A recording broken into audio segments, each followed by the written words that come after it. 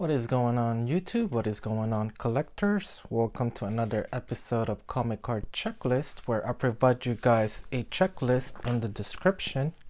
And today we're going to be doing a set that is not from the US. This set is actually from the UK. And this was from 1979. And the company's name is Wimpy. And Wimpy is like pretty much like a McDonald's, but they operate in the UK. So, and they also have a mascot, and you guys could see right here that's actually Mr. Wimpy. And this is Mr. Wimpy's superheroes, super villains, super card collection. So, I'm not exactly sure how this poster is acquired, and I purchased this through eBay, so I'm pretty sure this might be an original, but um, it might be a reprint also. And the thing is, when I purchased it, they didn't really say or mentioned it, and I think it might be an original, but it looks too good to be an original, especially from 1979, and the sheet just looks like it's brand new. So I'm gonna say it's like a reprint, and I'm not even sure how the original posters were acquired initially. So my guess is that either you could buy this from like the McDonald's, or in this case like Wimpy's, or you could like redeem it like they usually have in the earlier days, where you send like proof of purchases and mail in some money and they'll give you the poster. But I think it's more likely it'll probably be sold at the store if you want the poster. So the objective of this poster is that, as you guys could see, it's in black and white, and there is 20 cards to this set, and I have all the cards, all 20 of them right here. So another thing I noticed is that the art here might be the same as the art. So it's pretty much like a whole bunch of characters shown here. They're pretty much like the same pose here, but I could be wrong. I just noticed that in the previous episode that I did, which was the 2002 Marvel Purdue. It was the arts were like just repeats. Like the back and the front were the same, and then the art on the wrapper for it was the same as the art on the card. So, and then they had a poster that was the same exact art. So but anyway, we'll start off with this so you guys could already see the 20 card set. And also, I'm not sure how these are acquired. So my best guess is that this were prices for kids. So you purchase a kids meal, and I'm guessing you get one of these cards. So a lot of these cards tends to be like very beat up and very old looking. Um, just because they were, there were prices in like Happy Meals. I don't know what they call it for Mr. Wimpy's, or in Wimpy's, because I've never been in a Wimpy. So but maybe someone from the UK knows a lot more about this set. Let me know, and whatever information you give me, I'll add to the checklist so that everybody gets the good information. But yeah, the most common errors for this are the bending, the worn corners like that, and the biggest one is probably like oil residue. This is like my third set that I've purchased. The first fewer sets that I've had were really like crappy, so I still have one or two, I think, that's still oily, like, but I couldn't get replacements for them, and some of them still have cracks. A lot of the cards here actually have that I previously had a lot of cracks, and I had to replace them. So Um, but anyway, we'll get started. The first one, of course, is Spider-Man, and we have Mr. Wimpy over there, and then um, for the checklist, I wrote down the swap and save card number 1. So this is Spider-Man. While attending a demonstration in radiology, student Peter Parker was bitten by a spider which had accidentally been exposed to a radioactive rays. Through a miracle of science, Peter found that he had gained the insect's powers and had in effect became a human spider.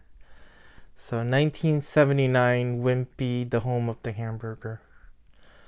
Um, and I think so. The Spider-Man here definitely different pose. So maybe just for some of the characters, but the white part that's blanked out here, I'm guessing you would. I don't know if these are stickers. I don't think they are. Well, actually, I think they are.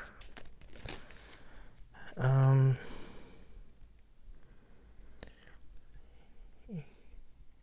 oh, I forgot to mention. So the cards are.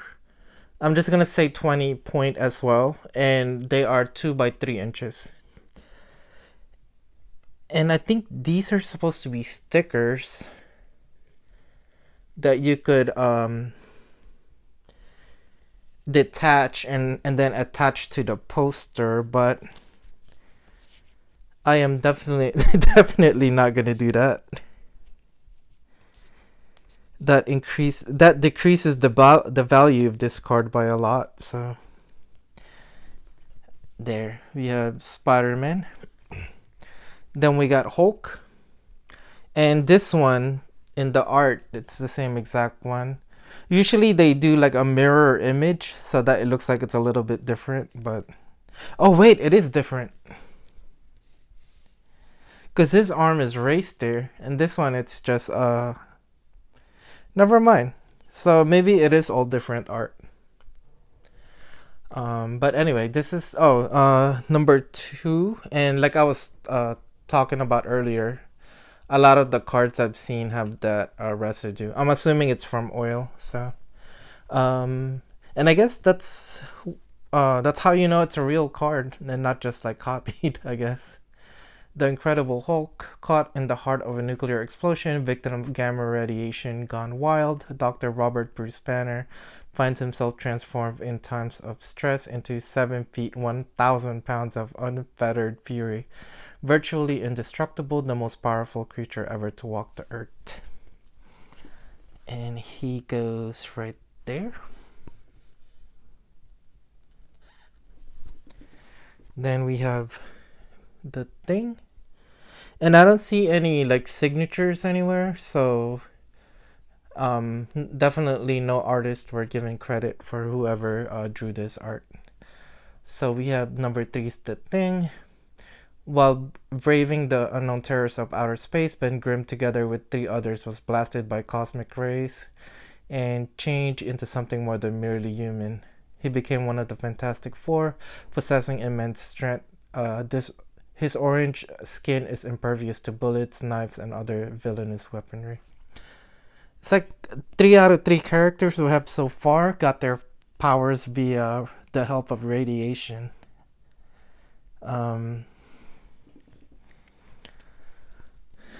Oh, this one, he didn't get his powers via radiation.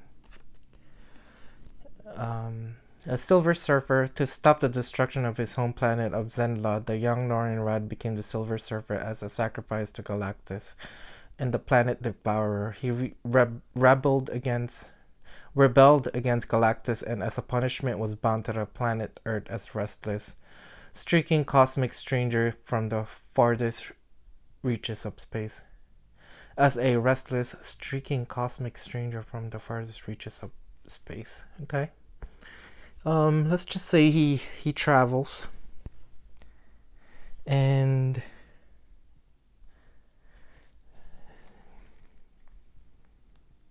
okay, so I think Silver Surfer is the exact art that we have here, and I thought he's number 4.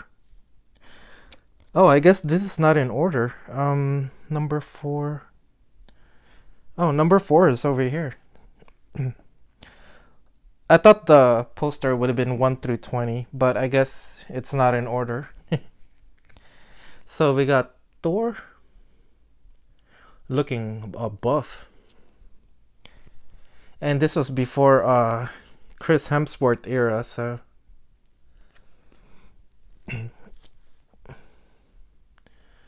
when lame Dr. Donald Blake strikes his wooden walking stick upon the ground, it became the mystic mallet Mjolnir, and Blake is transformed into the Norse god of thunder, master of the storm and the lightning, heir to the throne of the immortal Asgard. The power and the might of Thunder God are invincible. Oh, his name is not Thor Odin's son? Um, I forgot. I think this is the real Thor's origin. So let's see. Thor's definitely a different pose for this one. Then we have Iron Man. Maybe like a Gen 10, Gen 15 armor. Iron Man, when millionaire industrialist Tony Stark, inventor extraordinaire, garbs himself in this metallic armor. Ooh, they spell armor. I wonder if armor is just ARMOR. And back then, every armor was spelled ARMOUR. He becomes the world's greatest human fighting machine. His armor is invincible, giving him power beyond most men's dreams. He can fly and fire repulsor rays from his hands. And Iron Man, let's see his pose. Oh, Iron Man is not here. Okay. So where is Iron Man? Oh, there it is. Captain America is up next. It looks like the art is the same for the poster. In 1941, the world at war, and in a secret lab, frail Steve Rogers became the American super soldier. For 4 years, he fought the Axis powers until a freak stroke fate threw him into suspended animation. He awoke in the mid-1960s. Since that fateful day, he has defeated freedom and justice. He has defended freedom and justice. I'm like, defeated? He is a living symbol of liberty. Let the enemies of freedom beware. And Cap goes right there.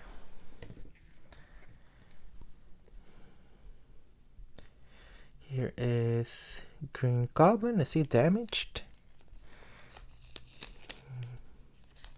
Yeah, I think that's a little bit of residue there that's on the card. So, the Green Goblin. The grinning, gliding, gruesome Green Goblin is an arch-villain and enemy of the Spider-Man. He has the strength of a madman, but is also a scientific genius. He invented the Goblin Flyer, a rocket-powered bat hurling exploding pumpkins and other evils. Huh. I've always thought the glider was a goblin because it was Green Goblin. I guess he was riding a bat, or is that a? I thought, yeah, I don't. I guess I'm confused now. I thought he was riding like a, or maybe I just thought it was a glider and not really a goblin. So, where is Green Goblin? Whoa, Green Goblin is all the way on this side. Alright, we got Doctor Doom. Looks like a completely different pose. He looks like he's shielding himself from something on this one. Also, another thing I noticed is they don't like to put dots on the Mr. and Doctor, so it's just DR and MR. So Doctor Doom, brilliant Victor Von Doom, a mad scientist, horribly disfigured by an accident, went into hiding and forged his armor, which conceals lasers, death rays, and other super scientific weapons. Lord of Latveria, arch enemy of the Fantastic Four. This armor-clad tyrant's goal in life is to become the absolute master of the world. Okay, Where does Doctor Doom go? Here it is. Here is Captain Marvel. Or Miss Marvel. I forgot when they changed her name, but I guess Carol Danvers, editor of Woman magazine in Manhattan, a woman who had it made until the day radiation from an exploding alien machine gave her the skills and powers of a Kree warrior, plus an uncanny seventh sense, transforming a human woman into a superhero. So her origins here are different. Because in the movie Captain Marvel, she was a fighter pilot for, I forgot which branch of the military, but yeah, she was a fighter pilot, and then one of the Kree, um, I forgot who the Kree Marvel was the character, but he was like a Kree alien, and he crashed in where I guess where Carol Danvers was, and then he was dying, so he gave him his powers, I guess. Mm. I feel like the way I said it doesn't sound right. Maybe he had like a crystal, because I don't think if you're an alien you could just give your alien powers. I feel like it was like there was like a element like a Sidorak or something like that. I don't know. I forgot. It's been a while, and I've only seen all of these movies once. So we got Loki. Loki is not here. Loki lurks in Asgard, home of the gods. Loki is the god of evil, the sworn enemy of his half-brother Thor, the thunder god. Only his brother Thor can stop the incarnate villainy of Loki, the doer of 1,000 dastardly deeds. I didn't think he was the god of evil. He was the god of mischief. But I guess mischief and evil, I guess, go hand in hand. And Loki is right there. We got Daredevil. And I like the painting quality on these. Like the color is just really rich for some reason. Blinded by an accident involving a truck of radioactive material when he tried to save an old man from death, Matt Murdock's other four senses were sharpened to superhuman heights. His uncanny radar sense guides him as he stalks the streets, a relentless red garbed foe of evil. And there's no Daredevil in the poster either. And he's right here. Then we got Doctor Strange, who is not on the poster either. Looks like he's flying. He might be in another dimension with those clouds. Stephen Strange, once a vain and arrogant surgeon crippled in a car accident, sought the Ancient One to be cured. A quirk of fate involved him in a battle between the Ancient One and Mordo, where he learned humility and became the Ancient One's own disciple to become Doctor Strange, master of the mystic arts, vanquishing the forces of evil. And right there, Dr. Octavius. Dr. Octopus. Once he was Otto Octavius, a brilliant atomic scientist who used mechanical arms to manipulate radioactive isotopes, but an explosion warped his brain and fused him to his metal appendages, bringing them under his mental control. Now he's the multi-armed master foe of Spider-Man. At least some of the origins are pretty consistent. So let's see. Vision was invented by Hank Pym and not really Iron Man or who was the other one? Iron Man and Bruce Banner, Dr. Bruce Banner. So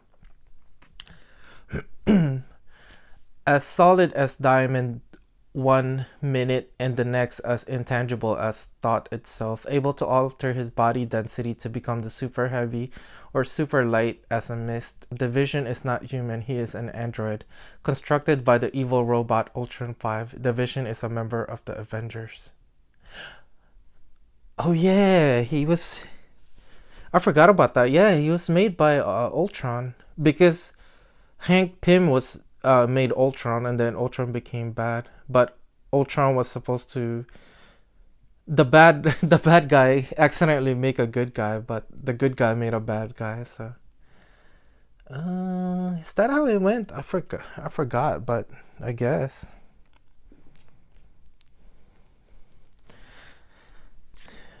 We got Moon Dragon here. When her mother was killed in a car crash, the young Heather Douglas was spirited away to Titan, the largest of Saturn's moons. On this peace-loving planet, she was instructed by the Titans in the use of mental powers to fight evil, including telepathy and the ability to move objects using thought alone. I thought that's where like Thanos lived, in the moon Titan. I could be wrong. We got Spider Woman. I don't see Spider Woman on the poster.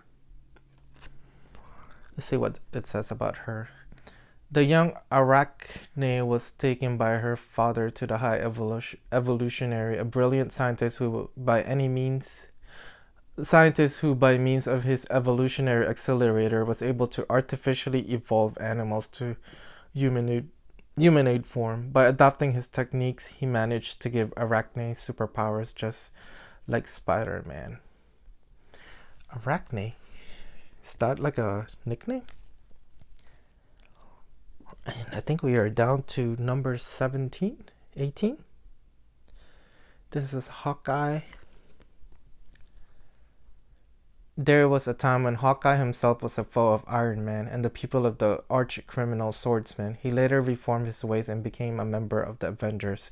His archery skill is truly superhuman. No target can escape his deadly arrows. He has the eyes of a hawk. He trained with the Swordsman. I thought he was with the Shield. Well, they definitely changed some of Hawkeye's origin. Oh, Mephisto. Somehow he's sitting here in like a chair, just floating above everybody. Shouldn't he be like down here? Satanic Mephisto rules the darkness of the Stygian deep. When this master of death commands, it shall come to pass, for such in his power. Arch-enemy of the Silver Surfer, Mephisto plots and dreams of capturing the soul of our heroic Skyrider. Really? I thought Mephisto was like exclusively a villain for Doctor Strange. I didn't know he was a villain for Silver Surfer as well. And then looks like we have the same art for Captain Marvel.